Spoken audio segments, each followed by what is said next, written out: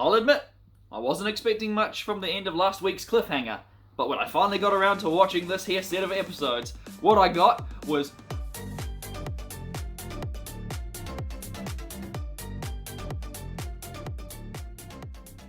Well, this is gay.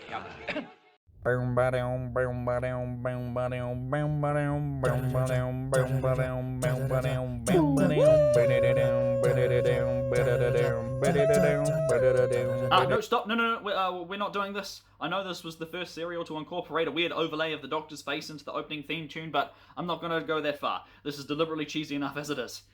Anyway.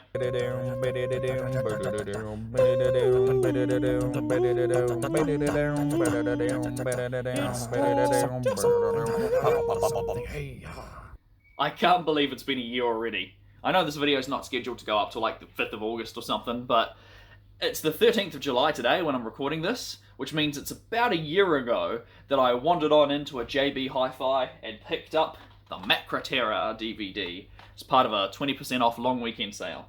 And even then it was still almost $30. Come on, New Zealand. I'd recently moved to a new city and started a new job, so I actually had a bit of income for a change. As you may recall from previous reviews, I hadn't had anything to do with Doctor Who in like 5 years, stopping after the modern season 9. But I don't know, this one random DVD, I walked in, picked it up, bought it, took it home, watched the surviving footage of a woman melodramatically screaming and hugging some random dude's entire head, and immediately I was in hysterical fits of laughter. This one out-of-context scene of ridiculous overacting just had me enamored with it. Shortly afterwards, New Zealand would enter its COVID Delta lockdowns, and with no idea how long it would take, and with Ratchet & Clank Rift Apart failing to give me any YouTube video inspiration, I decided, hey, why not give the original series a go? And you know, I've always wanted to do reviews for YouTube, but continuously found millions of reasons not to. So why not practice and turn this into a review series? And I did. The rest is history. 1 year later, and I can't believe I almost entirely have this one little scene to thank for this incredible journey. Oh yeah, I should probably get to the review part of this review. Coming out after the slight disappointment of the Moon Base, the Macra Terror is another completely missing 4-part serial from 1967, so we've got ourselves a pretty nifty 2019 official animated remake to get through. The Macra Terror is great. The story is great. The characterization is great. The scale is great. But what really makes this for me is the animation. Like I said, I initially laughed at that little snippet of a big crab clumsily shambling along. Obviously a complex physical prop utilising whatever technology they could get their hands on at the time. I'm sure it would have been fine to see it play out on its live action format, and admittedly I would have probably given it a pass and been like, yeah, it's not too bad, it's a pretty good effort. You know, an admirable rating despite it being incredibly goofy. But this, right here, this is what a classic Doctor Who animated remake should be. Rather than a 100% direct visual translation, this aims higher and expands the scope and scale in a way that makes it more impressive without being unbelievable. Look, take the Macra themselves. Big crab. They were originally bigger than a dog, but probably still smaller than a cow. But in the animation, these are enormous, menacing creatures towering over our protagonists, fully capable of picking them up and flinging them around. The only thing that doesn't quite match up is the sound. Like, they added a lot more visual flair despite there obviously not being as much, you know, action going on in the original recording. A perfect example of this is in one particular scene. Jamie is trying to escape from one of the Macra, right? And what you hear is some light scuffling and heavy breathing. But what's shown on screen is Jamie frantically ripping wooden boards off a boarded up doorway while this enormous big crab just collapses through a ceiling, crashing to the ground. Like, it's cool that you took some liberties with the animation, making it look more visually impressive, but would it kill you to add in some more sound effects? Especially when these behemoth-sized creatures are trundling around with the whole screen shaking from the impact without so much as a sound. That's my only nitpick. The animation is damn near flawless. Perfect, no notes, as Josh would say. When I initially watched the 30-second test animation on the bonus features, I was caught off guard by the way the characters' faces would move around their faces. What I mean is, like, the eyes, nose, and mouth weren't fixed to the center, instead moving just ahead of characters moving their head. Over here. I heard something. All right, go back. You can't stay here. I'll try to create a diversion. Kill you! Do as I tell you! I thought it was a bit unnatural, but thankfully that 30-second test animation was as long as it took to become accustomed to it, because it's not that this is unnatural, it's that a lot of the other previous animated efforts look really unnatural, uncanny, even the good ones, like the Power of the Daleks. Despite getting a bit softer on my disdain for these animated remakes, I can't deny the uncanny budget restraints that they've got.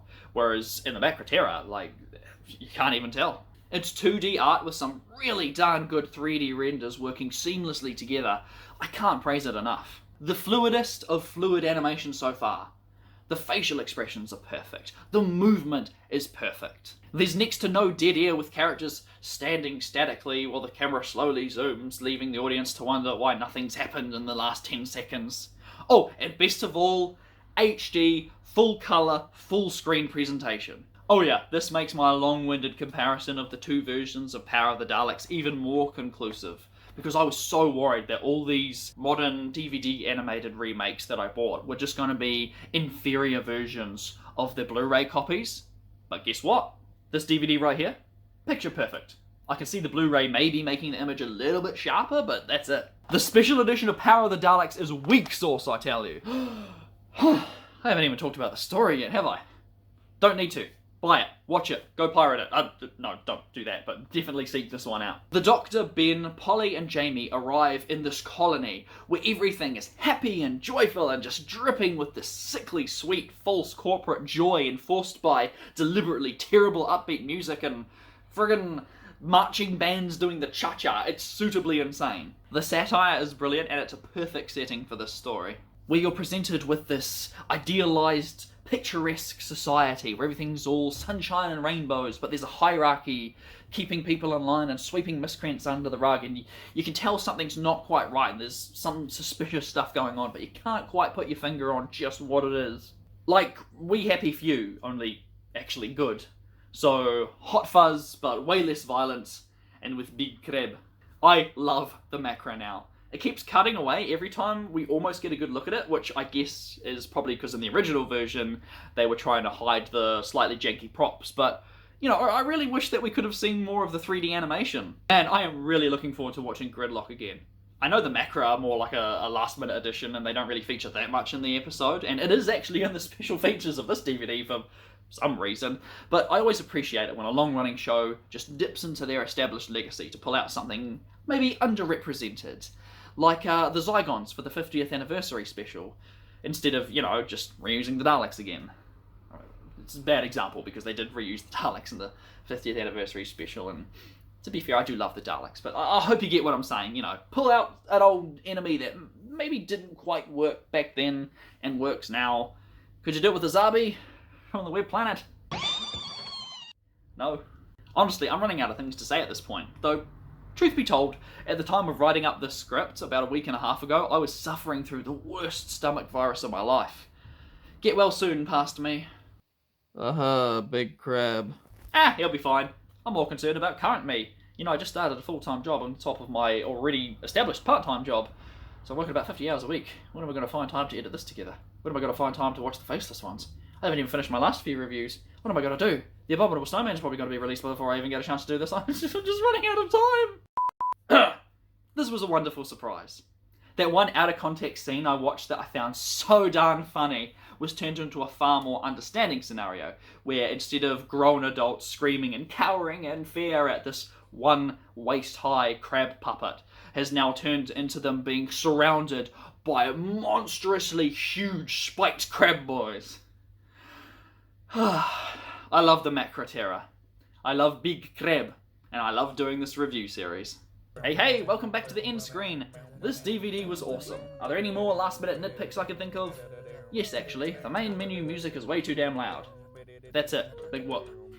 Thank you so much for watching. Hopefully you'll see me next week when we take a look at the faceless ones.